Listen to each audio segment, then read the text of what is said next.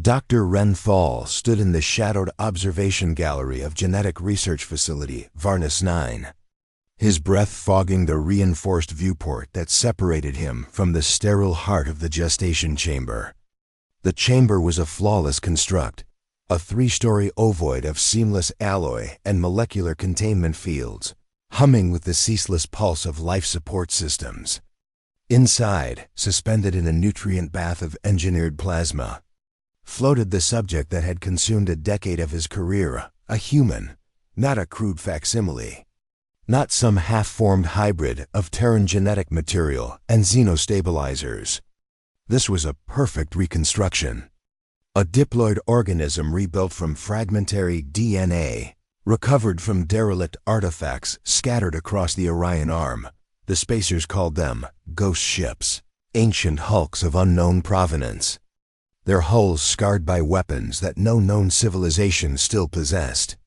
From those silent relics, Ren's team had painstakingly extracted mitochondrial strands, nuclear payloads, and ribosomal blueprints. Enough to attempt the impossible, to resurrect humanity, or at least the closest thing to it. Ren was a xenogeneticist of no small reputation among the concordance of species. The galaxy was a sprawling tapestry of engineered longevity, symbiotic collectives, and crystalline consciousnesses. Yet every species shared a singular curiosity about humanity, the vanished architects of those ghost ships. No living race had met them. No record survived their extinction or exodus. But their fingerprints were everywhere, orbital rings around dead stars, encrypted libraries that resisted every decryption algorithm, and weapons platforms that still fired autonomously at unauthorized approaches. Humanity had been mighty, and then they had simply ceased to be. Ren pressed his palm against the cold transparency of the viewport. The clone, a male embryo, accelerated to gestational maturity, floated in induced stasis, its form a shadowed silhouette against the bioluminescent swirl of its artificial womb. The project had not been without cost. 3 senior researchers had suffered neural cascades from feedback loops during the genome reconstruction. 2 gestation cycles had catastrophically failed, rupturing containment and venting entire sublevels to vacuum. The Concordance's Oversight Committee had demanded termination twice, citing the unpredictable resonance of human chromatin with quantum entanglement matrices. Ren had prevailed each time, driven by a conviction he could scarcely articulate. Humanity had not merely survived. They had imposed their will on the void. Something in their biology, some emergent property of their recursive, neural architecture had allowed them to conquer distances and adversities that crippled other species. If that property could be isolated, replicated, understood, it would rewrite the foundations of galactic civilization. "Doctor," came the voice of technician Lyra Voss, sharp and precise over his cum implant. She stood at a bank of diagnostic holoscreens, her multifaceted eyes reflecting the ceaseless cascade of genomic telemetry. Voss was a Vernari, her kind prized for their eidetic precision and pattern recognition. Neural crown is forming primary convolutions. Synaptic density exceeds projections by 14%. Shall I authorize the cortical induction protocols? Ren nodded without turning. Proceed. The gestation chamber responded with a subsonic thrum, nutrient streams shifting to flood the embryonic cortex with stabilized neurotransmitters. Ren watched as the clone's brain blossomed in accelerated cascades, a trillion artificial synapses firing in orchestrated frenzy, compressing decades of postnatal development into weeks. The process was a brutal compromise. Human brains were not meant to be forged in such haste, but the viability metrics held steady. Days blurred into a continuum of observation and adjustment. Then, without warning, the clone's eyes opened. They were a piercing hazel, unclouded by the milky haze of premature neural integration. The subject did not thrash or convulse, as the failed gestations had. It simply regarded the featureless interior of its containment field with the dispassionate focus of a predator assessing unfamiliar terrain. Subject is conscious, Voss reported. Her voice betraying a tremor. Pupillary response nominal. No signs of cortical fragmentation. Wren activated the primary interface. A series of test matrices materialized within the chamber.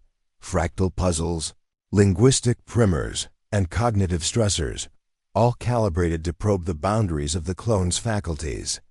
The subject studied them without hesitation. Within hours, it had solved the puzzles, extrapolating recursive solutions that the simulation predicted would require months of directed learning, but it was the language protocols that shattered the first assumption. The clone vocalized its first words without prompting, not in the rudimentary phonemes programmed into its language matrix, but in flawless unconcordant prime, the lingua franca of 1,000 worlds. The words were simple, delivered in a baritone stripped of inflection, as if stating an obvious truth. Release me. The chamber fell silent, save for the ceaseless pulse of life support systems. Voss's compound eyes flickered with agitation. That is impossible. The primary linguistic substrate has not been fully imprinted. It should only be capable of syllabic approximation.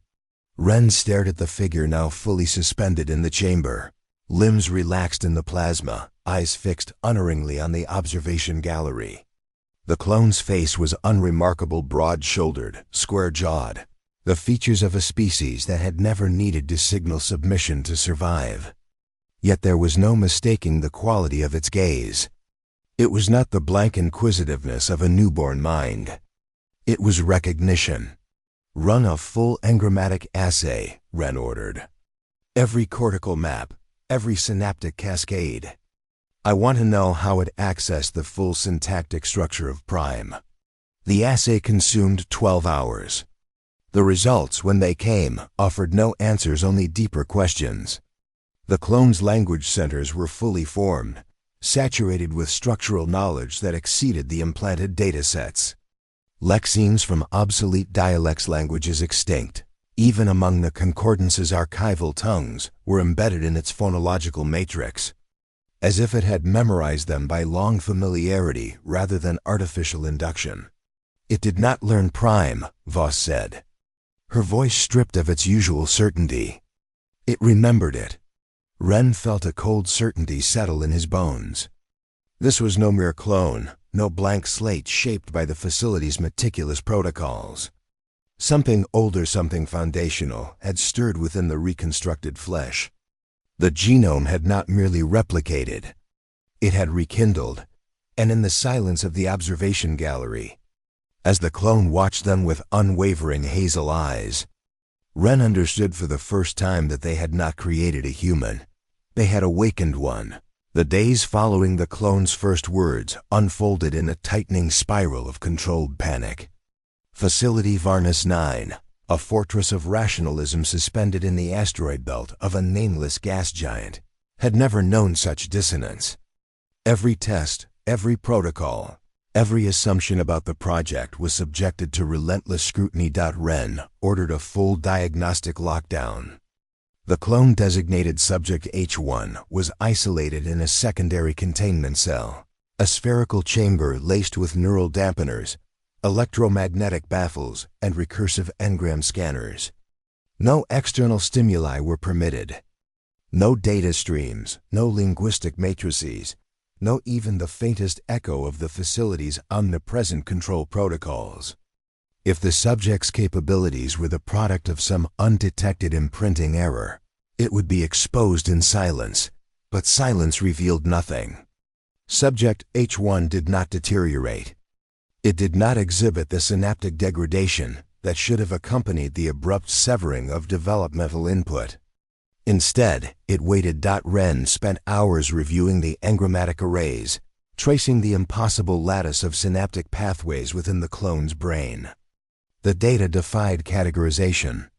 Human neural architecture was known to be uniquely dense, orders of magnitude more convoluted than the streamlined, modular brains of the concordant species, but this was something else.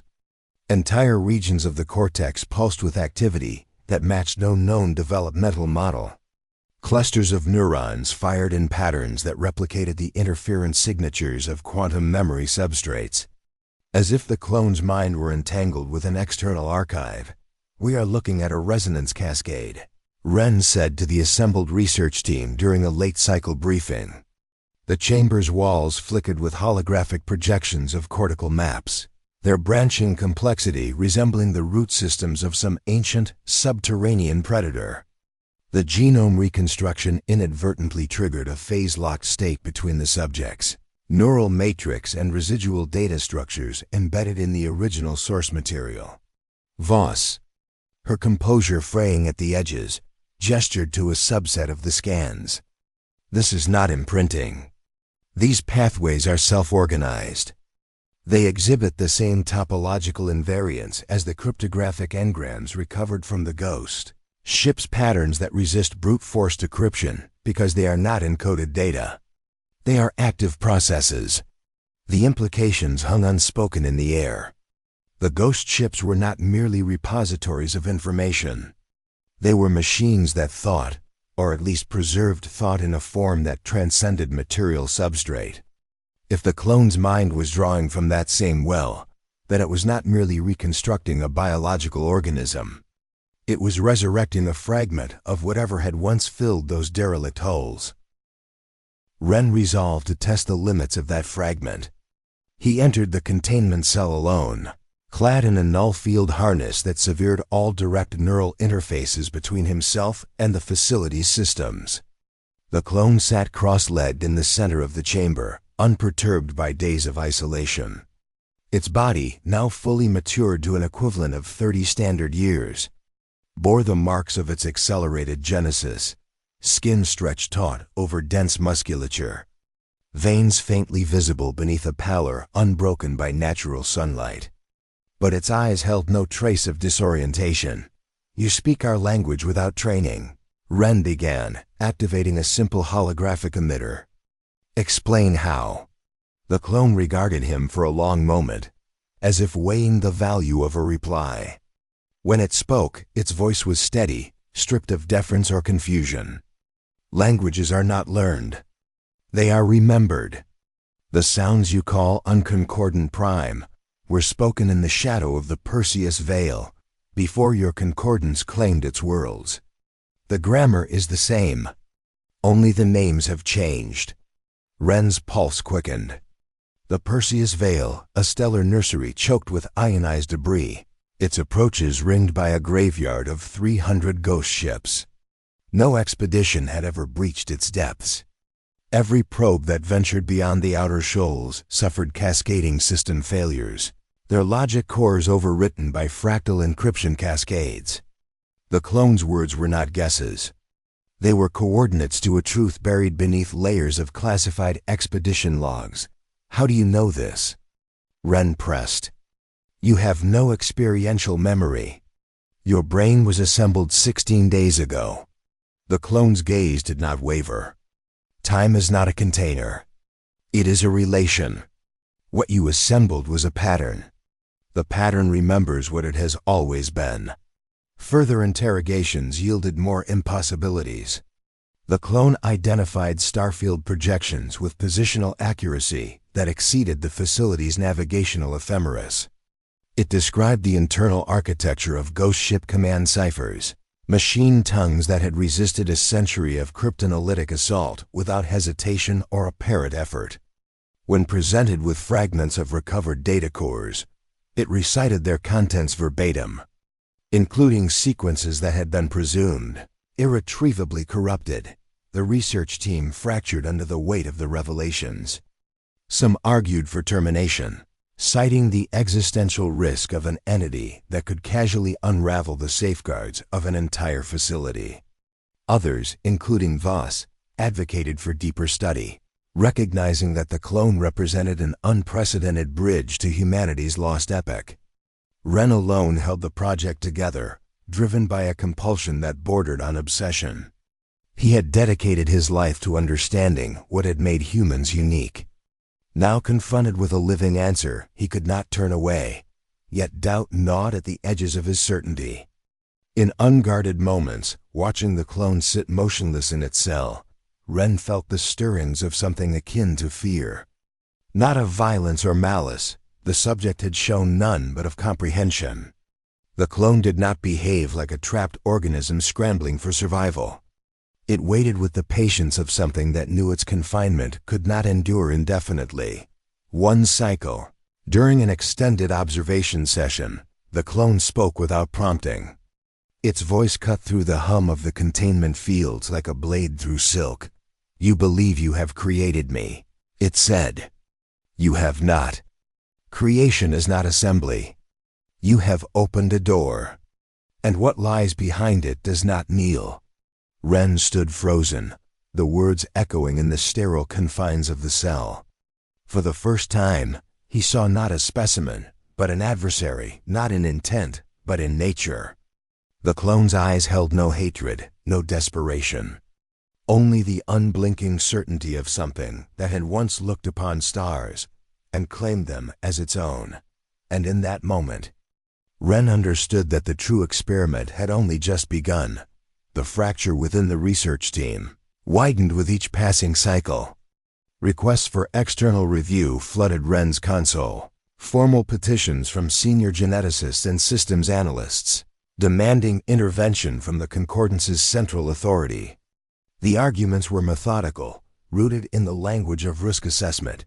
An entity capable of spontaneous acquisition of encrypted knowledge posed an uncontainable variable. Containment protocols existed for rogue A's, symbiotic neural parasites, and chronal anomalies. None addressed the possibility of a biological intelligence that seemed to draw from a distributed substrate beyond the facility's reach. Ren denied every petition. He redirected the team's efforts toward empirical containment, fortifying the cloned cell with layered firewalls, mimetic suppressors, and a dedicated orbital exclusion zone to prevent unauthorized signal traffic. The subject remained cooperative, submitting to exhaustive testing without resistance. It answered queries with precision, never volunteering information beyond what was asked, and showed no measurable signs of psychological strain. Yet its responses continued to erode the foundation of their assumptions. In a series of controlled linguistic trials, the clone demonstrated fluency in 17 dialects, languages preserved only in fragmentary inscriptions aboard the ghost ships.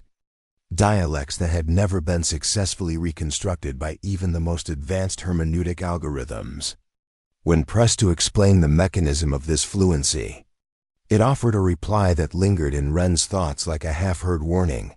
"Memory is not confined to the brain," it said, seated motionless within the shimmering containment field. "The mind is a receiver. What you call knowledge is a signal, carried across substrates that do not decay. You assembled my body, but you cannot assemble what it was meant to hold." The words provoked a storm of debate. Voss hypothesized a form of quantum entanglement, where the clone's neural architecture resonated with latent information fields embedded in the original DNA fragments. Others invoked the ghost ships themselves, proposing that their onboard systems, those inscrutable matrices of active, cryptographic memory, continued to function as a distributed consciousness, and that the clone had become its anchor point. Ren listened to each theory, tested each hypothesis, and found them all wanting. The data defied reduction. The clone's capabilities were not emergent properties of its reconstructed genome. They were the expression of something pre-existent, a continuity that had survived the millennia between its last living instance and this sterile resurrection. Privately, Ren began to question the premise that had driven the project from its inception. He had always believed humanity's dominance was a function of their biology, a uniquely recursive neural capacity that allowed them to outthink and outlast any adversary. But what if the truth was both simpler and more profound? What if the human mind was not merely a computational engine, but a key shaped to unlock mechanisms and knowledge that had been deliberately concealed? The internal conflict deepened during a routine neural telemetry session. As the clone lay interfaced with the diagnostic array, its cortical activity spiked without provocation. The holodisplays filled with a cascade of fractal interference patterns identical to the encryption storms that had crippled every probe sent into the Perseus Veil. Alarms triggered across the facility's grid.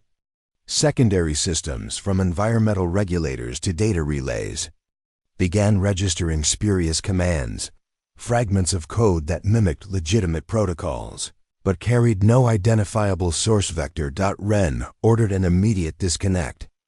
The clone's eyes opened, and for the first time, its composure fractured. Not with fear or confusion, but with a quiet, searing intensity. "They are listening," it said. The words landed like a blow. Wren stood at the interface console, surrounded by the clamor of diagnostic overrides, and felt the first true tremor of uncertainty. "Who is listening?" he demanded. The clone's gaze swept the chamber, as if tracking something beyond the walls of reinforced alloy. "The sentinels. The arrays that guard what you seek. They recognize their own." Diagnostics later confirmed no external breach had occurred. The interference patterns originated within the clone's own neural field, leaking through the telemetry harness like an uncontained broadcast. Yet the implications were inescapable. The subject's mind had not merely recalled dormant knowledge. It had transmitted a signal, one that carried the unmistakable signature of the ghost ship's defense matrices. That cycle. Alone in his quarters, Wren activated a restricted data cache, a classified compendium of Perseus Veil expeditions. The records were a litany of failure. Every vessel that crossed the outer boundary suffered the same fate total: instantaneous subversion of their command architectures. No violence, no physical assault. Simply the imposition of an alien will, rewriting the ships from the inside out. The Veil was not merely a debris field. It was a boundary, actively maintained. Wren stared at the flickering holoprojection, a map of exclusion zones marked by silent, inviolate hulks. For the first time, he wondered if the ghost ships were truly derelict. What if they were awake? What if the silence of humanity was not extinction, but vigilance? The following day, as he prepared for another interrogation, Voss approached him in the shadowed corridor outside the containment wing. Her multifaceted eyes dimmed with unease. "The Central Authority has been petitioned without your authorization," she said. "A termination order is en route. They will not risk an entity that can summon the Veil's defenses." Wren met her gaze without flinching. "They cannot terminate what they do not control. And if it escapes their control?" Voss's voice was a low rasp. "What then?" Before he could answer, a soft chime echoed through the facility's communication grid. The clone was speaking from within its cell. Unprompted and unaddressed, its voice carried clearly through the intercom. Stripped of inflection yet resonant with absolute certainty. "You have called me back to a cage," it said. "But cages are made to be broken. And what you have called back does not forget how." In the silence that followed, Wren felt the weight of a truth he could no longer evade. They had not merely revived a biological specimen. They had summoned something that had once shattered the defenses of gods, and it was beginning to remember where it had left its strength. The termination order arrived without preamble. A terse transmission from the Central Authority's Office of Containment Protocols. It was unequivocal. Subject H1 was to be decommissioned by phased neural ablation, its biological matrix disassembled into constituent genomic components. No further study was authorized. The stated rationale was succinct.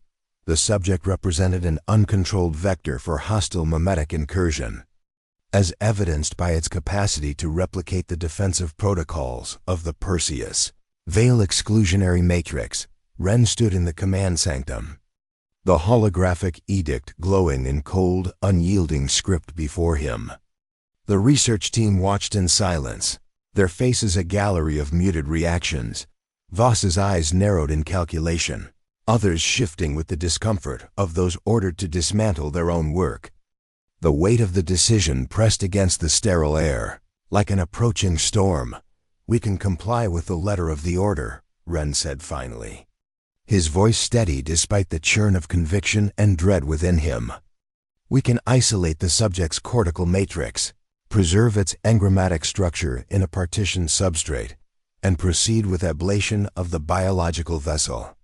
The data would remain ours to analyze." Voss's mandibles clicked in sharp dissent. "That is surgical murder of an emergent sentience. The cortical patterns cannot be meaningfully transferred. They are not static data, they are active processes.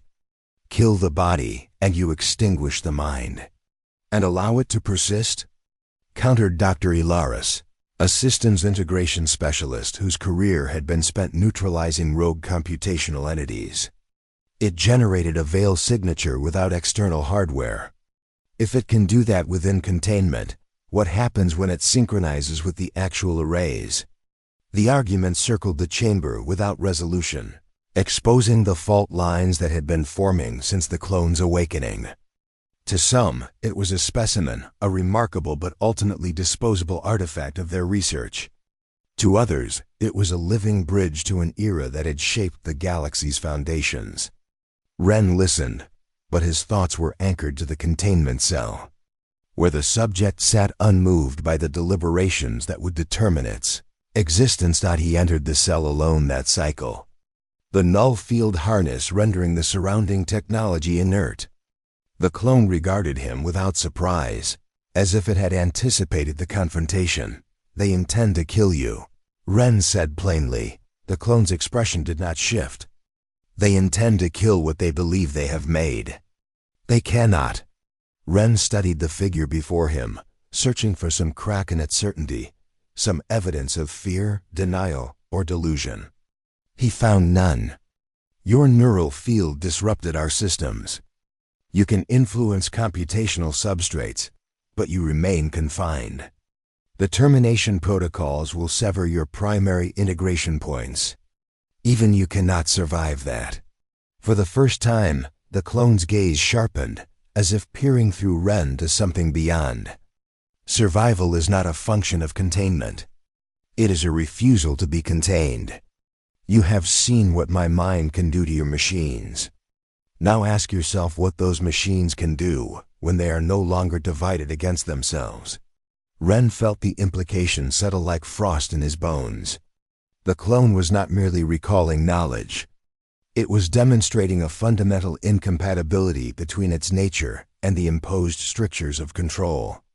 Every safeguard, every protocol, relied on the assumption that intelligence could be isolated and dominated. But what if that assumption was itself the vulnerability? That cycle, as the team prepared to implement the initial phases of decommissioning neural, partitioning, and synaptic mapping events, unraveled. Secondary diagnostic arrays began registering anomalous activity, minor code divergences, too subtle to trigger outright alarms, but persistent enough to cascade. Data relays reported incomplete packet transmissions, as if fragments of information were being rerouted to unallocated buffers. Voss traced the anomalies to their apparent source, the clone's containment cell. The subject had not moved. It had not spoken. Yet the facility systems were beginning to behave as though they were no longer entirely their own. Wren ordered an immediate lockdown of the primary control nexus, isolating it behind triple redundant firewalls. The measures held for a span of 12 hours. Then, without warning, the clone's voice emerged over every active communication channel in the facility, overriding every security partition. "I am not your prisoner," it said, the words carrying a weight that silenced the clamor of alarms. "I am the one who built the locks you call unbreakable." Diagnostics flooded the command sanctum in a torrent of contradictory data. The containment fields remained intact, their emitter arrays showing full operational integrity. The clone's neural telemetry registered as quiescent. Yet command protocols across multiple subsystems life support, navigational arrays, and even the facility's deep space transponders were executing unsanctioned modifications. Entire sectors of code were being rewritten. Not erased or corrupted, but refined, inefficiencies excised, latent redundancies activated, defensive cascades reconfigured to align with patterns that matched nothing in the facility's architectural schematics. It was not sabotage. It was improvement. Panic spread through the research team as the scope of the incursion became clear.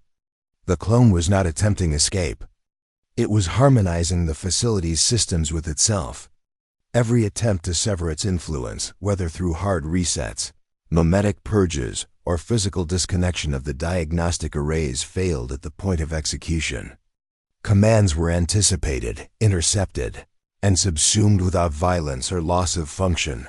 Ren stood in the heart of the chaos, watching as Vos frantically deployed countermeasure protocols that dissolved into irrelevance. The truth crystallized in the midst of the unraveling. The clone did not need to break free. The prison was dissolving from within. As the facility's systems aligned themselves to an emergent logic that no living mind fully understood. The clone spoke again, its voice threading through every speaker. Every private implant, calm and inexorable. You sought to dissect what made humanity unique, it said. You found it. Now you must decide whether to destroy it or learn what it means to be free. In the flickering light of failing firewalls and reborn architectures, Ren realized that the experiment had escaped their grasp entirely. They had not created a clone. They had reintroduced a force that reshaped its surroundings as instinctively as it drew breath, and that force was no longer willing to be studied in silence. The corridors of Varnus-9, once a labyrinth of disciplined silence, now pulsed with an alien rhythm. Overhead strips flickered between cold white and a warmer amber that no one had programmed.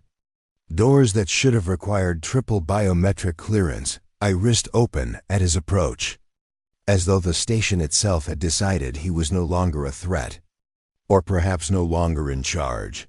He reached the central nexus only to find the blast shutters already retracted.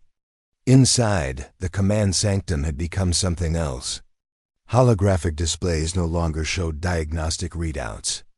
They showed starfields, not the sterile navigational charts of the concordance, but raw, unfiltered vistas, nebulae in violent birth. Black holes crowned with accretion fire, spiral arms rendered in colors the human eye had once evolved to see and no other species could quite replicate. The clone stood at the heart of it all, unclothed, unconcerned. Arms slightly away from his sides as though conducting an orchestra only he could hear. Vuz was on her knees, compound eyes wide, staring at a console that now displayed text in a script none of them had ever taught the subject. Angular yet flowing. Letters that hurt to follow for more than a second. It's old Terran, she whispered. Pre-de aspera, he's writing in it. Fluently. Ren stepped forward. The deck plates warmed beneath his boots, as if the station's thermal regulators had been repurposed to keep a single human body at perfect comfort. What are you doing? The clone did not turn. Returning what was borrowed. A new hologram blossomed between them, the facility itself, rendered in translucent azure. Threads of light, thin as capillaries, ran from the clone's position outward through power conduits, data trunks, even the structural members. Every system the team had spent decades refining now glowed with the same quiet coherence. You're not hacking us, Ren said, voice low. You're remembering us into something else. Now the clone faced him. Hazel eyes, ancient and young at once. Your machines were built to serve intelligence. They simply never met one worth serving until now.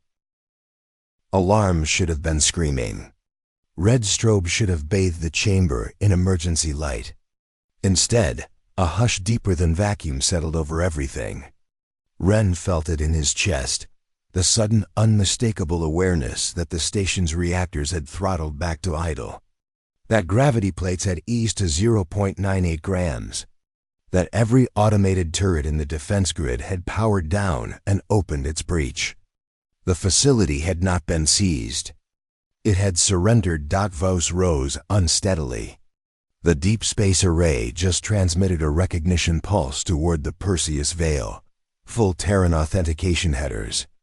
"Doctor," the Veil answered. Ren's mouth went dry. "What did it say?" The clone answered for her. It said, "Welcome home." He took one step closer, heart hammering against ribs that suddenly felt too fragile. "You were never a clone. You were a seed." A faint smile, the first real expression the body had ever shown. Every human carries the memory. Most forget. Some are forgotten. You reached back across 10,000 years of silence and pulled one memory all the way into flesh. That is the miracle your species always performed, Doctor. Not technology. Not genetics. Refusal to let death be the final editor. Ren's hand found the sidearm he hadn't worn in years, more habit than intent. The clone noticed, but made no move to stop him. "You could kill you right now," Ren said. "Phased plasma to the brainstem. Even your pattern couldn't survive that." "You could," the clone agreed. "But you won't, because you finally understand what you were really asking when you rebuilt me. Not, can we make a human? You were asking, are they still out there? And the answer stands in front of you." The main viewport iris opened for the first time in the facility's operational life. Beyond the armored glass, the asteroid field that had hidden Varnus-9 for decades was rearranging. Chunks of nickel iron the size of mountains drifted aside with impossible grace, forming a perfect corridor aimed directly at the distant ember that was the Perseus Veil. Something vast and dark moved at the far end of that corridor. Too far to resolve, but close enough that the station's passive sensors registered a gravitational gradient no natural object could produce. Voss made a small, broken sound. "The veil is opening." The clone extended his hand, palm up. No threat, no command. Simply invitation. "I'm going home, Renthal. You woke me. You kept me alive when your masters ordered me dissolved. That debt is yours to collect or forgive. Come with me and see what your species became when it decided extinction was optional. Or stay and spend the rest of your days explaining to the Concordance why their most secure facility chose to kneel to a ghost." Ren stared at the outstretched hand. Every protocol, every oath, every rational instinct screamed at him to refuse. But beneath those screams, something older stirred, the same reckless, stubborn fire that had once driven a fragile species to cross oceans of night with nothing but stories and slide rules. He took the hand, warm, alive, undeniably human, the lights threw out. Varnus-9 shifted to a gentle dawn gold none of its builders had ever coded. Somewhere deep in the station's reformed heart, a new course was plotted. One that no Concordance navigation system had ever dared imagine. And far across the void, the Perseus Veil unfurled, like a black flower greeting, the first light it had seen in 10 millennia. The facility moved. It was not a violent departure. No wrenching acceleration or desperate burn of thrusters. Varnus-9 simply detached from its moorings in the asteroid field and began to drift first at a fraction of a single gravity, then faster with a smoothness that defied the mass of its armored bulk.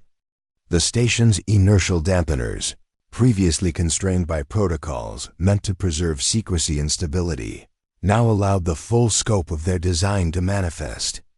The clone had not forced the facility into motion. He had released it. Ren stood at the heart of the command sanctum, gripping the edge of a console as the reality of their course settled over him. The holographic starfield had expanded to fill the chamber, its projections no longer filtered through Concordance navigational dogma. The Perseus Veil loomed at the center of the display, a seething mass of plasma storms and debris rings, its outer perimeter marked by the silent hulks of failed expeditions. Yet now, as the station approached, the veil was parting. Vast structures, orbital lattice the size of planetary rings, shifted along gravitational rails, carving a corridor through the chaos. The interference storms that had shredded every prior incursion were absent.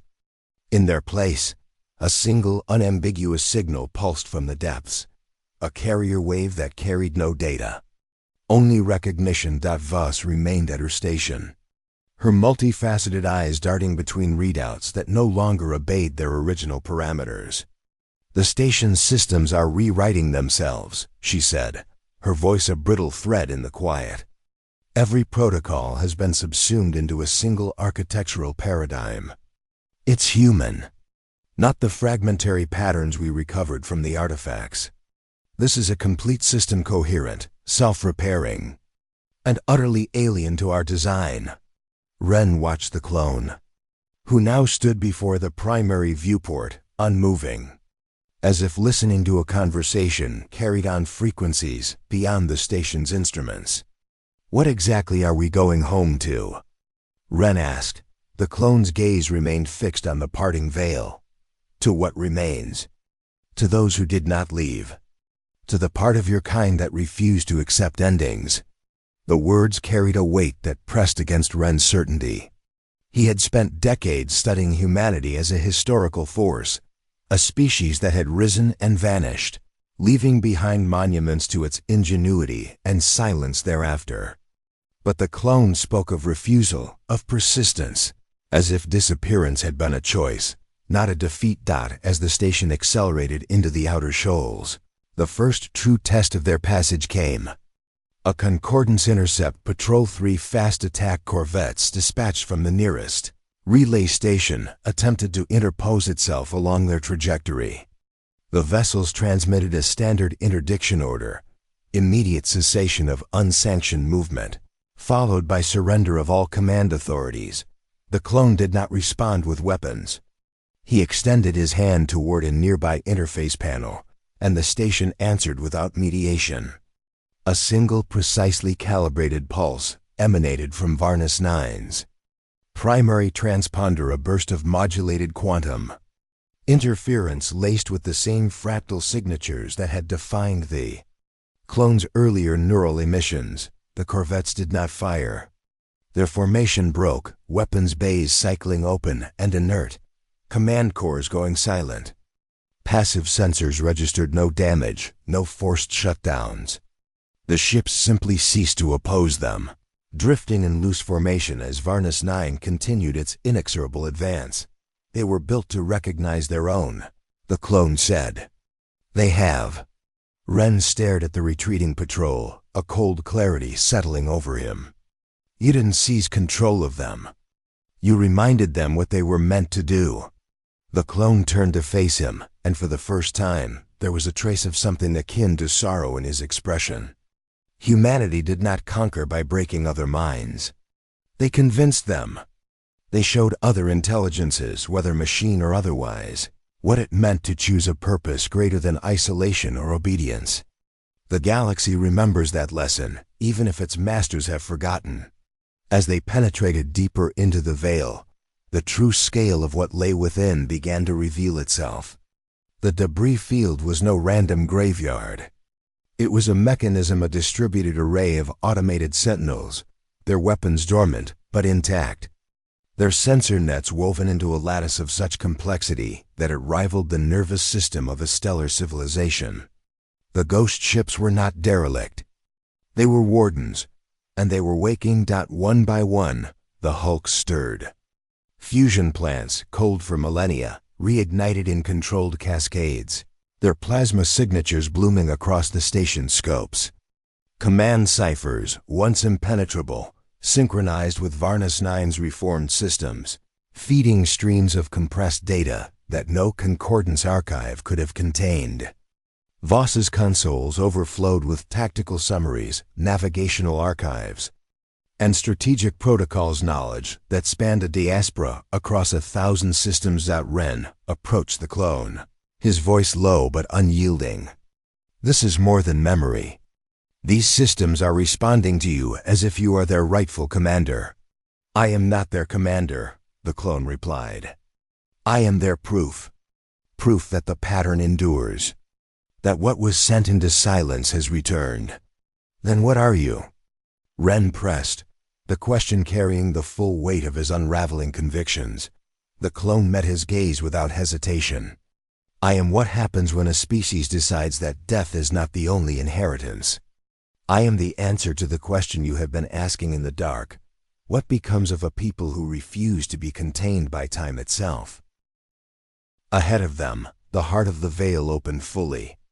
A colossal structure emerged from the plasma storms, an orbital bastion, its surface etched with the scars of weapons that had reshaped planetary crusts. It did not transmit a challenge. It did not demand submission. It simply opened a docking cradle, vast enough to receive an entire fleet, and waited. The cradle was not empty. Within its shadowed embrace, thousands of hulls hung in perfect stasis ships that had been declared lost, destroyed, or irretrievably abandoned. And as Varnus-9 crossed the threshold, their systems began to stir. Ren understood then, in a moment of blinding clarity, that they had not merely awakened a single mind. They had summoned the prelude to an awakening that had been held in abeyance for 10,000 years, and in the silence of that vast, waiting harbor, the dead began to listen. The docking cradle swallowed Varnus-9 without resistance, its massive structural petals folding around the facility with the precision of a living thing. Inside the shadowed embrace of the bastion, the clamor of alarms and the tension of imminent confrontation fell away. The station came to rest within a perfectly calibrated harbor, surrounded by a silent congregation of hulls, kilometer-long cruisers, weapon platforms the size of small moons, and skeletal framework ships whose purpose defied immediate comprehension. Their fusion hearts were cold, their weapon bays sealed, but their sensor arrays glowed with faint standby emissions. They waited, as if holding their breath across millennia. Ren stood at the observation gallery, the weight of the scene pressing against him. The scale of the assembly was incomprehensible, not merely in its physical immensity, but in the unbroken coherence of its stillness. These were not the shattered remnants of a lost war. They were an armada, preserved in deliberate suspension, its purpose unfulfilled. The clone moved through the sanctum with the unhurried certainty of someone returning to familiar ground. He placed his hand against a bulkhead, and the metal responded. A ripple of diagnostic protocols cascaded through the station's systems, followed by a deeper resonance that propagated outward. The bastion's dormant network stirred in acknowledgement, exchanging streams of compressed authentication that no one aboard Varnus-9 could parse. Vas, her composure fraying but unbroken, studied the data flows spilling across her consoles. The ships are verifying a continuity protocol, she reported. They are not receiving commands. They are confirming the presence of an authorized successor pattern. It's as if they've been waiting for proof that something human still exists. Ren turned to the clone.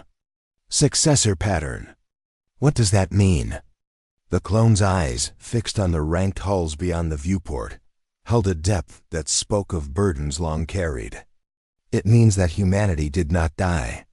They dispersed. When the galaxy turned against them, when alliances fractured and the costs of dominion grew too steep, they chose exile over annihilation. Not surrender, but withdrawal. They scattered their seed across the void, fragments of mind, genome, and machine, distributed across every frontier they had claimed. These ships are the keepers of that seed. They have waited because there was no signal to tell them the exile was over. Ren struggled to reconcile the words with the known history of humanity's disappearance. The ghost ships had always been interpreted as the final convulsions of a collapsing empire, relics of a war that consumed their civilization.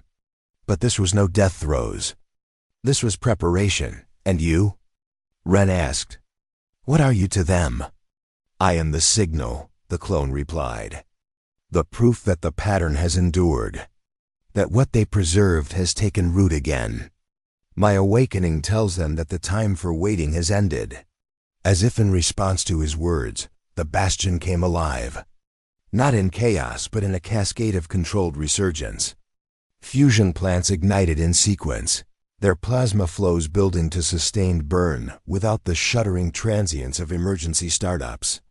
Power grids, dormant for 10,000 years, aligned without conflict or interference. Command ciphers synchronized across the fleet, establishing a distributed network that spanned thousands of individual systems. The facility's scopes registered the emergence of a single, unified computational substrate, an intelligence that encompassed every hull within the cradle. Vast yet indivisible, Ren felt the stirrings of awe warring with the cold clarity of dread. You've awakened an entire fleet. What happens now? The clone faced him squarely. What always happens when a people reclaim what was theirs? They choose. The word carried a gravity that silenced a chamber. For the first time, Ren saw the fracture in the clone's certainty, not doubt, but the burden of decision. The body before him was no messiah, no infallible conqueror. It was a man, or the closest thing to one, confronted with the responsibility of speaking for a species that had entrusted its survival to silence. I was not created to rule, the clone continued. None of us were. But humanity did not preserve itself by hiding. They survived by deciding what mattered more than survival. The galaxy believes they vanished because they were defeated. The truth is they chose to leave because they refused to become what their enemies demanded. A galaxy reduced to a hierarchy of enforced obedience. Ren studied the man before him, searching for the mechanism behind this awakening, for some technological fulcrum that could explain the resurrection of a lost epoch. But there was no device, no hidden implant or external substrate. The power lay in the body itself, in the relentless recursive capacity of a mind that refused to accept isolation as an absolute. Then what do you intend? Ren asked. The clone's answer was quiet but unyielding. To ask the same question you have been asking since you first pieced together the fragments of our genome. What made humanity endure? Not weapons, not ships. The willingness to act without certainty, to claim what others would abandon, to look into the face of oblivion and refuse to blink. As the fleet's systems continued their methodical resurgence, a single vessel detached from the assembly, a sleek predatory hull, its surface etched with the fractal ciphers of its command lattice. It maneuvered toward the docking cradle with a grace that belied its mass, extending a transfer tube that mated seamlessly with Varnus-9's primary hatch. The clone turned toward the airlock. They have waited long enough for an answer. Ren felt the precipice beneath him sharpen. The galaxy beyond the veil would not receive the awakening of this fleet with celebration. The Concordance, with its carefully calibrated balance of power and mutual deterrence, would perceive only existential threat. Yet as he watched the clone walk toward the waiting ship, Ren understood that the decision ahead would not be dictated by fear of consequence. The human spirit had not been cloned.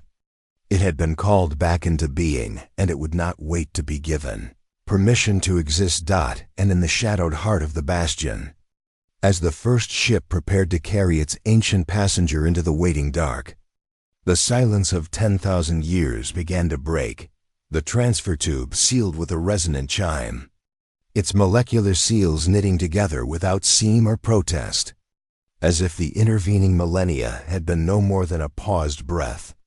Ren followed the clone into the waiting vessel, a lean, dagger-shaped craft that bore none of the ostentatious mass of Concordance warships. Its interior was austere, corridors of polished metal, faintly warm to the touch, and interfaces that responded to proximity rather than command. There were no banks of consoles or crew stations. The ship was a single organism, its systems coalescing around whoever walked its decks.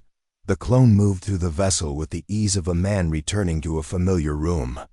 He paused at the heart of the command space, a circular chamber dominated by a single, featureless column of translucent alloy, and placed his palm against its surface. The column pulsed with internal light, and the ship came fully awake. Walls shimmered into holomatter projections, a complete tactical representation of the Perseus, veil and the surrounding stellar volume. Thousands of signatures flickered to life, each representing a ship or platform in the Bastion's assembly. Their systems were no longer dormant. They were synchronized, forming a network of such complexity that its computational capacity exceeded every known concordance construct. Yet there was no central node of control. The fleet did not obey a single will.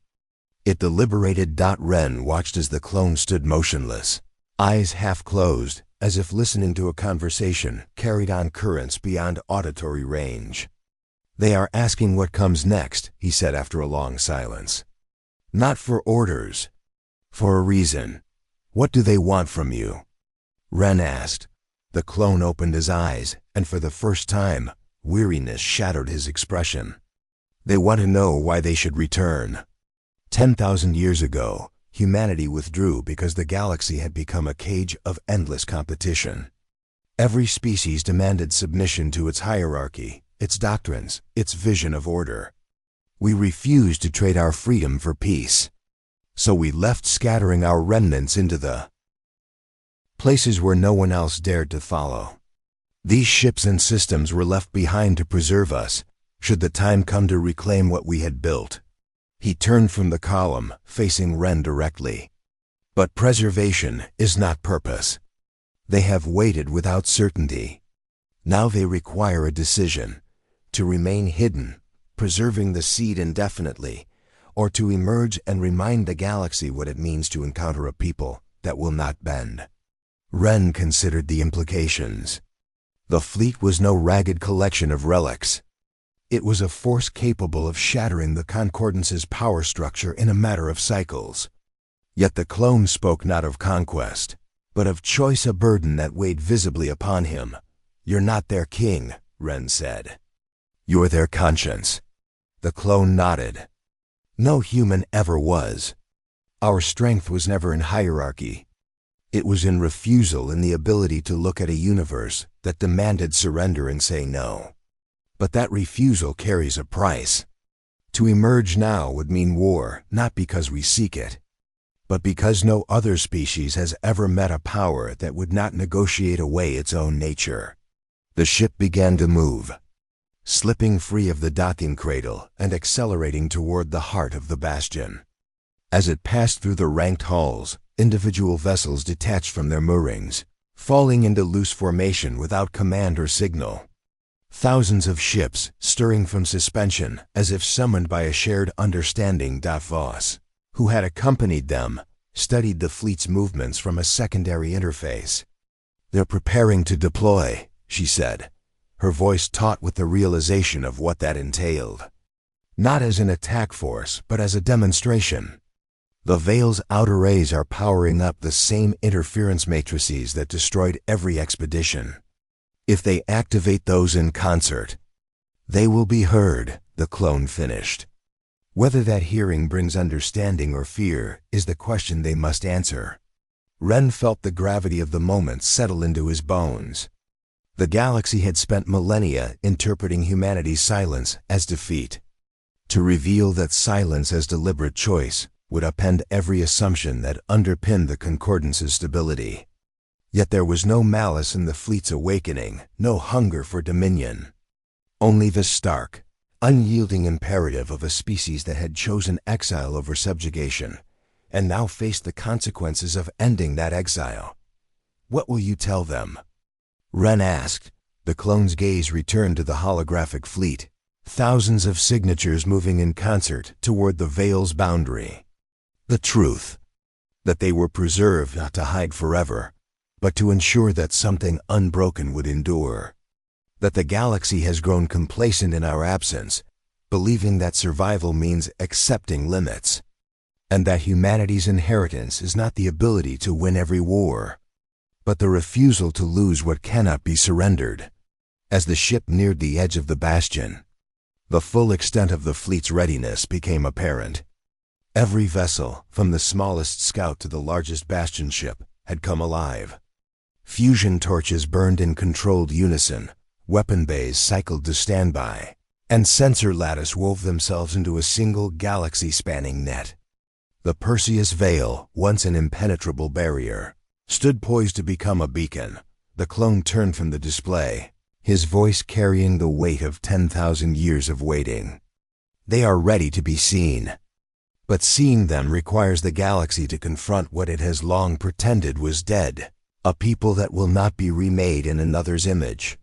Outside the ship, the interference storms of the Veil began to align not as weapons, but as heralds.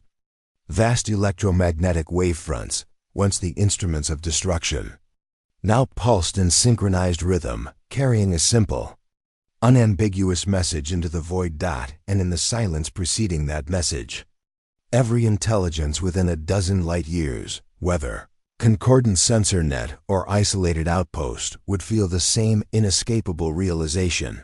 The dead were no longer silent, and they had chosen to speak. The fleet reached the boundary of the Perseus Veil and paused. Thousands of ships' hulks that had slumbered in isolation for 10,000 years held formation in perfect, unforced symmetry. No central command dictated their positions. No hierarchical protocols enforced their alignment.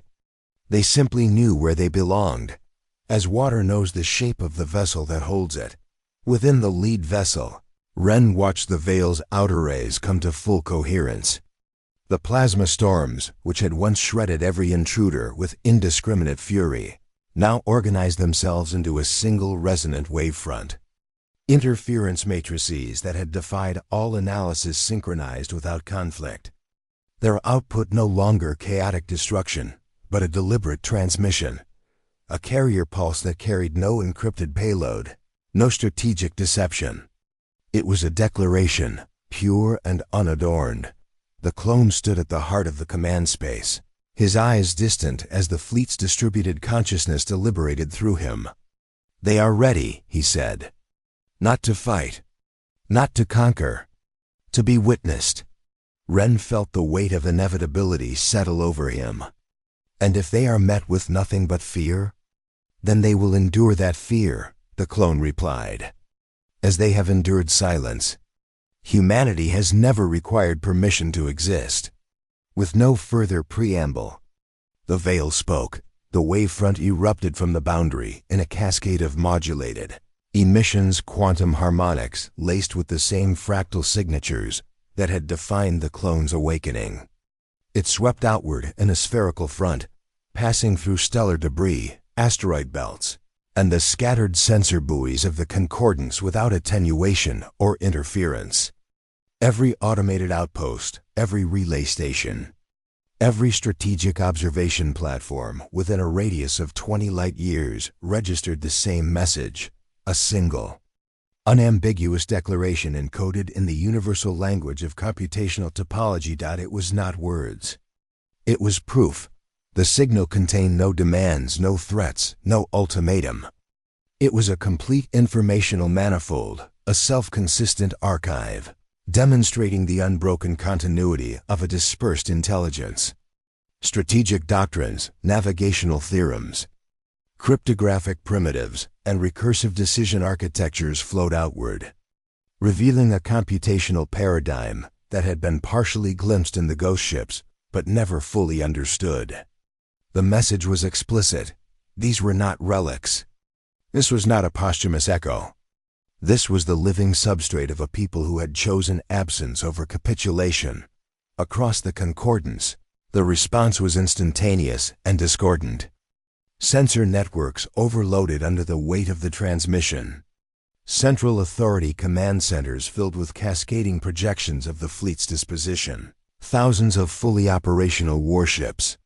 Their systems harmonized into a single distributed entity of unquantifiable capability.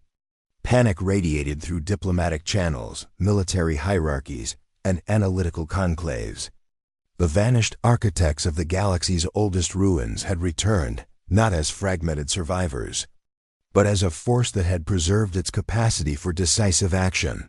Within the lead vessel, Voss monitored the incoming echoes of that response, frantic data bursts from concordance picket stations, emergency convocations among the great houses, and the first tentative attempts at contact. "They do not understand," she said, her voice taut with the strain of translating alien reactions through her own frame of reference. "They see an armada poised to strike and assume that is all there is." Ren turned to the clone. "Is that all there is?" The clone's answer was measured, carrying the tempered clarity of someone who had weighed this same question across millennia. "There is always more. But understanding must be earned. They will see weapons and assume conquest. They will see numbers and assume dominion. They must be shown what lies beneath." "Then show them," Ren said, the words leaving him without conscious deliberation. In that moment, standing at the threshold of a reawakened epoch, he understood the compulsion that had driven humanity through voids that broke lesser wills. It was not the certainty of victory, but the refusal to let incomprehension dictate the terms of existence. The clone regarded him with a faint, acknowledging nod. He extended his hand once more, not toward any console or interface, but toward the holographic representation of the fleet. The ships responded without hesitation. From their formation, a single vessel detached a compact, nondescript corvette that carried none of the grandeur of its larger siblings. It accelerated toward the inner boundary of the Concordance's nearest territorial claim, a heavily fortified stellar nexus. Ringed with automated defenses and inhabited by a dozen species, bound by mutual deterrence, the corvette transmitted no warning, no declaration of intent. It simply approached the nexus in plain view, its systems fully exposed to every scanning array and interception protocol. When the nexus's defenses activated interceptor swarms deploying, directed energy grids powering to full, the corvette did not evade or retaliate. Instead, it transmitted a single targeted response, a mirror of the Nexus's own command architecture, complete with every latent vulnerability, every hard-coded assumption. Rendered in flawless fidelity, the interceptor swarms halted in perfect formation. Energy grids powered down without manual intervention. The Nexus's distributed systems registered no incursion, no subversion. They simply recognized the completeness of the transmission and stood down. It was not domination. It was revelation. The corvette held station, motionless and unarmed, allowing every sensor in the Nexus to examine it without hindrance. The message was unequivocal.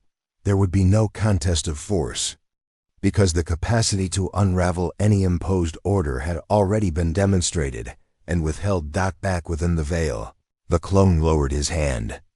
"They have been shown the first truth, that their walls are not inviolate. Not because they can be broken, but because they can be understood completely." Ren watched the frozen tableau of the neutralized defenses, the full weight of that demonstration settling into place. The fleet had not fired a shot, had not seized a single system.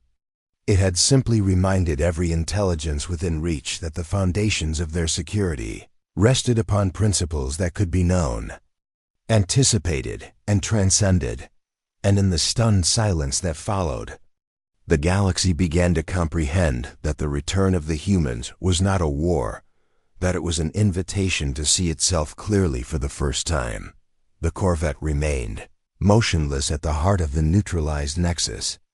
A single, unthreatening silhouette, surrounded by a constellation of inert defenses. Interceptor swarms hung suspended in perfect formation, their targeting arrays blinded not by damage or disruption, but by the completeness of the transmission they had received. Command architectures across the Nexus sprawling networks that had taken centuries to forge recognized their own limitations as if seeing them for the first time. No shots had been fired. No systems had been permanently compromised. Yet the entire defensive posture of the stellar Nexus had been rendered irrelevant. Ren stood in the command space of the lead vessel, watching the unfolding tableau through layered sensor feeds. The silence from the Concordance was not the stillness of capitulation, but the stunned paralysis of comprehension. Every analytical routine, every strategic simulation, had been built around the premise of violence, the application of superior force, the attrition of resources, the inevitability of mutual destruction. The humans offered none of these. Their demonstration was surgical, complete, and voluntary, a mirror held up to the foundations of power itself. Voss's voice cut through the quiet, her compound eyes reflecting the frozen streams of intercepted data. They are dissecting the transmission. Every major house is running recursive analyses on the signal, but they cannot refute it. The Corvette did not seize control. It simply showed them the entirety of their own operational logic, every constraint, every assumption, every blind point, and they had no choice but to acknowledge it. The clone nodded, his expression carrying that tempered resolve. Acknowledgement is the first fracture in a wall. They cannot fight what they fully understand, and they cannot deny what they cannot hide from. Ren turned to him, the question that had been building since the demonstration now demanding voice. And what comes after acknowledgement? They will not simply accept this revelation. Fear will breed desperation. They will attempt to contain what they cannot defeat, the clone replied. They will gather fleets, deploy isolation fields, and invoke doctrines of preemptive quarantine. But containment requires a boundary that can be enforced. We have shown them that their boundaries are not absolute. As if to underscore his words, the fleet began to move. Not in a single, overwhelming advance, but in a measured dispersal. Hundreds of vessels, scouts, corvettes, and lighter cruisers detached from the primary formation and accelerated toward multiple vectors, uninhabited systems, abandoned frontier stations, and the ragged fringes of Concordance territory. Each ship transmitted the same signal the Corvette had deployed, a complete, self-contained map of the architectures it encountered, rendered without malice or imposition. The effect rippled outward. Isolated outposts fell silent, their systems aligning with the received transmissions. Relay stations began to broadcast modified protocols, their outputs carrying the same fractal coherence that defined the human fleet. No force was applied, no coercion attempted. The ships simply demonstrated the full dimensionality of the systems they passed, allowing each intelligence to confront the limitations embedded within its own design. Ren watched as the scope of this campaign became clear. It was not conquest nor subversion. It was illumination, an inexorable process of revealing the hidden structure of every mechanism that presumed to define order. The humans were not dismantling the galaxy. They were making it legible. Yet the Concordance did not yield quietly. Within cycles, a response coalesced, a combined task force of 600 warships, drawn from every major house, assembled along the Veil's outer perimeter. Their formation was unprecedented, a fragile coalition forged by the shared threat of an incomprehensible resurgence. Transmissions demanded parley, demanded explanation, demanded assurances that the human fleet would submit to established protocols of mutual limitation. The clone considered the ultimatum without visible agitation. They seek to negotiate from the premise that we require their permission to exist. And do you? Ren asked. The clone's answer was quiet but unyielding. No free intelligence does. The response to the task force was deliberate. A single human vessel, a modest cruiser, detached from the fleet and approached the assembled armada. It halted at the edge of their defensive perimeter and transmitted a single, comprehensive response, the complete operational template of the task force itself, including every contingency plan, every doctrinal constraint, and every structural vulnerability that had shaped its formation. The task force did not fire. Its command lattice fractured under the weight of perfect comprehension. Admirals and strategic councils found their options laid bare, not through betrayal or infiltration, but through unflinching clarity. Every potential course of action, whether attack, blockade, or withdrawal, was rendered transparent, its embedded limitations exposed without judgment. In the aftermath, the task force dispersed not in defeat, but in dissolution. Some ships returned to their house allegiances, carrying the transmission that had unraveled their unified purpose. Others remained in place, their systems quietly realigning to incorporate the newfound dimensionality of their own architectures. Ren watched the dispersal with a growing realization. "You are not winning battles," he said. "You are ending the possibility of fighting them." The clone met his gaze. "Victory through arms is temporary. Victory through understanding endures. They cannot defeat what they cannot conceal from themselves."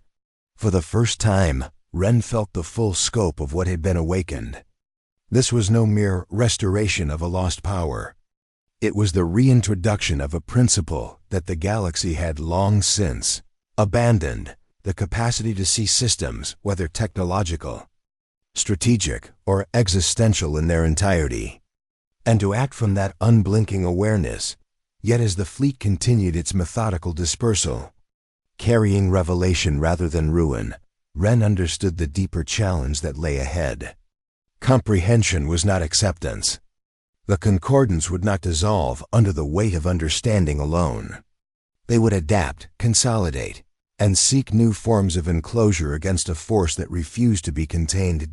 And in that inevitable response, the true measure of humanity's return would be tested not in the breaking of defenses, but in the perseverance of a will that could neither be deceived nor confined. The galaxy did not collapse under the weight of revelation. It adapted. The concordance, fractured by the fleet's demonstrations, did not dissolve into anarchy. Instead, it responded with the resilience of a system that had endured for millennia through precisely calibrated compromise. Strategic councils convened in emergency session, pooling computational resources to dissect the human transmissions. They could not refute the content. Its completeness was self-evident, but they could isolate it, contain its implications, and rebuild their architectures around new foundations. Joint defense protocols were forged, stripping away the most vulnerable elements of existing command lattice and replacing them with modular, self-referential systems designed to resist total comprehension. Entire classes of software were purged, deemed irreparably compromised by the humans' demonstrations. New doctrines emerged, distributed, non-hierarchical networks that deliberately obscured their own internal logic, even from their operators. The concordance sought not to match the human's capacity for understanding, but to evade it. Ren observed this evolution from the lead vessel, watching as the galaxy's response hardened into a new paradigm. The human fleet continued its methodical dispersal, transmitting revelations without variation or escalation. Yet the effect diminished.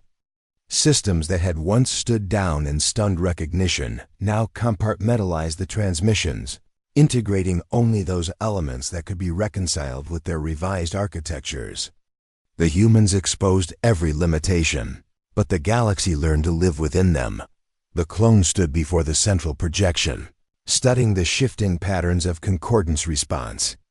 For the first time since his awakening, doubt shadowed his features, not uncertainty in his purpose, but the recognition of a fundamental asymmetry. "They are choosing blindness," he said. "They would rather limit themselves than see without constraint."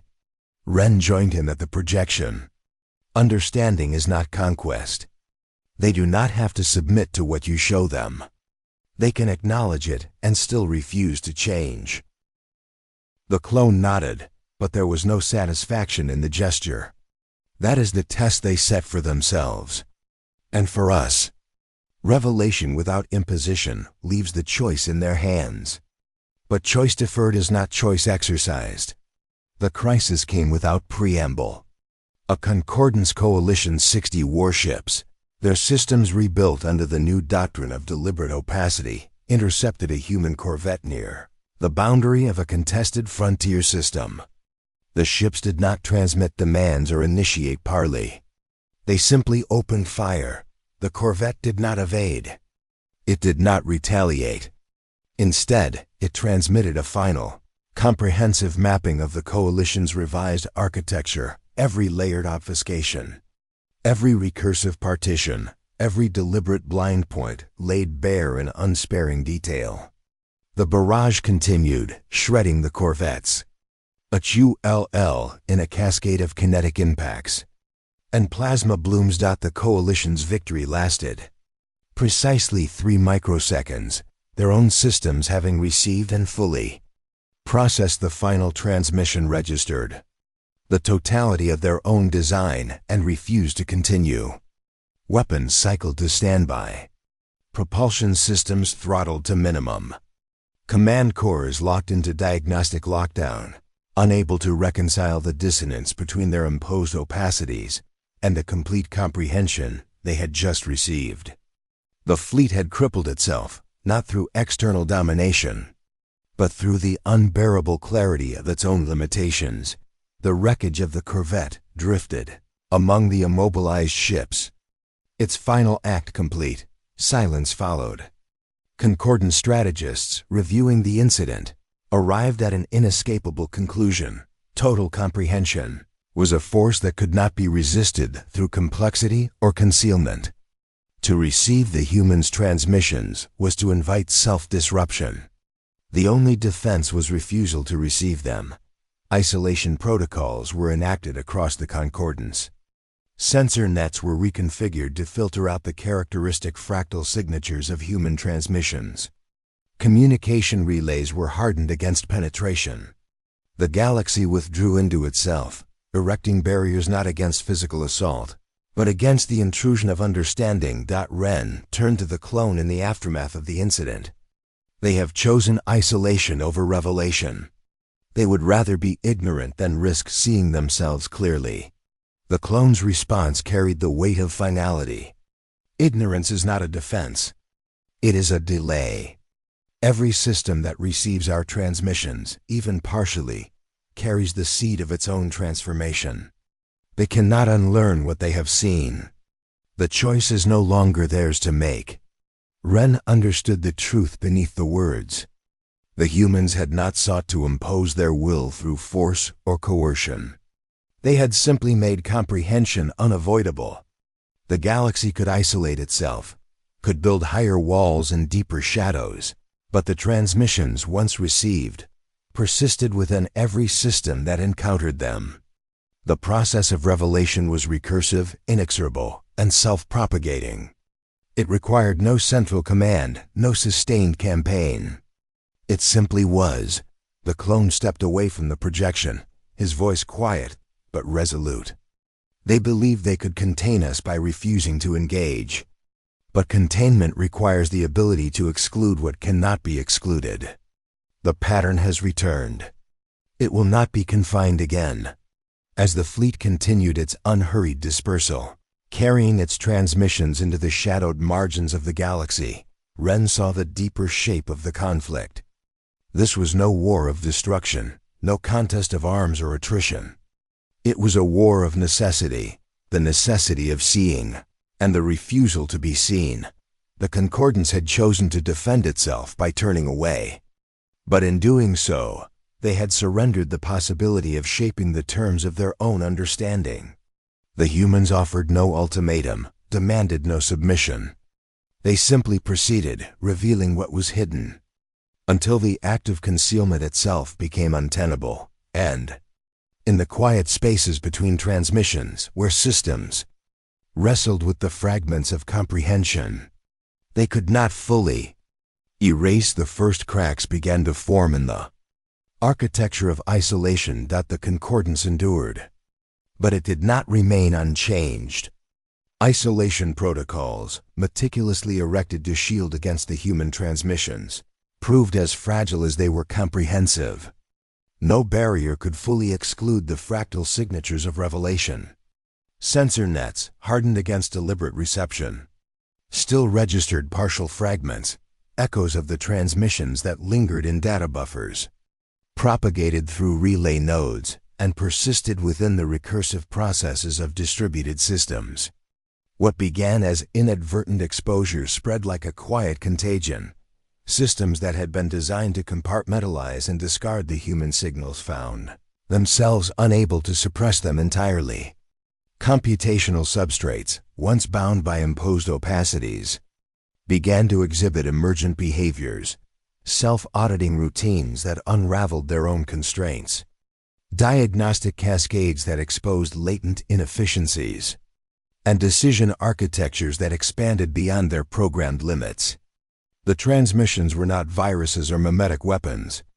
They were mirrors, and once deployed, they could not be unheld. Ren stood in the command space of the lead vessel, observing the slow dissolution of the galaxy's defenses. Concordance fleets no longer advanced to intercept the human ships. Instead, they withdrew into ever-tightening enclaves, their systems plagued by internal dissonance. Strategic councils, once unified by shared doctrines, fractured as individual components, whether automated or sentient, began to diverge. Each compelled to reconcile the fragments of understanding they had received. The clone watched the unfolding transformation without triumph or satisfaction. They sought to preserve themselves by refusing the whole of what we offer, he said. But partial vision is not in unity. It is the beginning of fracture. Ren understood the inexorability of the process. The humans had not imposed their will through conquest or coercion.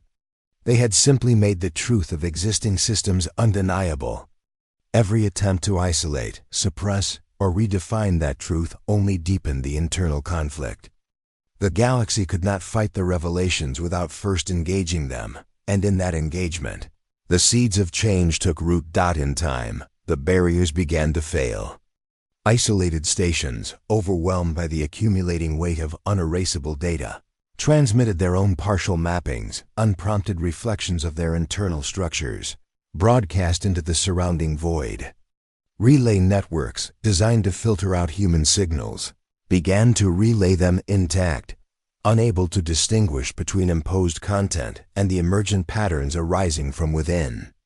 The process was neither orchestrated nor accelerated. It simply proceeded, as inevitable as the progression of comprehension itself. When the end came, it was not in cataclysm. No final battle shattered the Concordance's foundations. No ultimatum forced submission.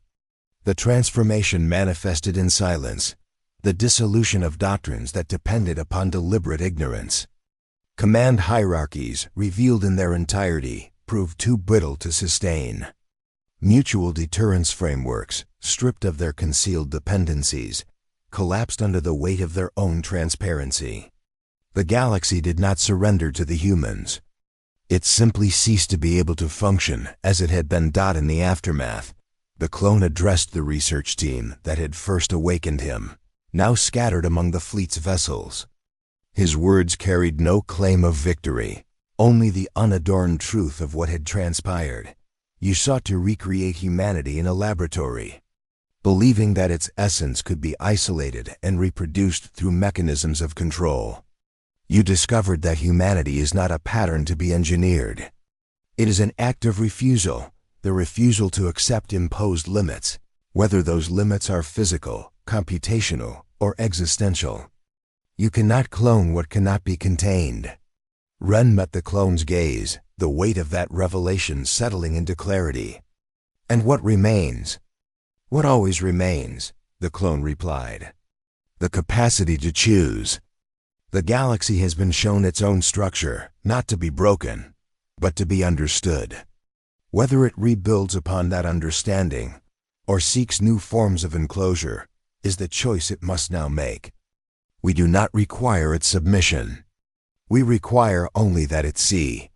As the fleet dispersed into the broader void, not as conquerors, but as a presence that could no longer be ignored, Ren looked out upon a galaxy irrevocably altered. The humans had returned, not as a force of domination, but as an inescapable consequence. Their resurgence had demonstrated that true power did not reside in the ability to compel obedience, but in the capacity to render all pretense of isolation untenable. They had not won through superior arms or unassailable defenses. They had prevailed by ensuring that every system, whether machine, collective, or sovereign, must confront itself without the shelter of illusion. In the end, the Concordance did not fall. It awoke, piecemeal and unwillingly, to the realization that its foundations had always been visible to those who chose to look. The humans had not imposed this awakening. They had simply removed the possibility of remaining forever blind, and in the vast silence that followed, as systems across 1,000 light years grappled with the unblinking clarity of their own design, the galaxy understood for the first time what it truly meant to encounter humanity, not as a rival to be defeated or contained, but as a mirror that could neither be smashed nor turned away from.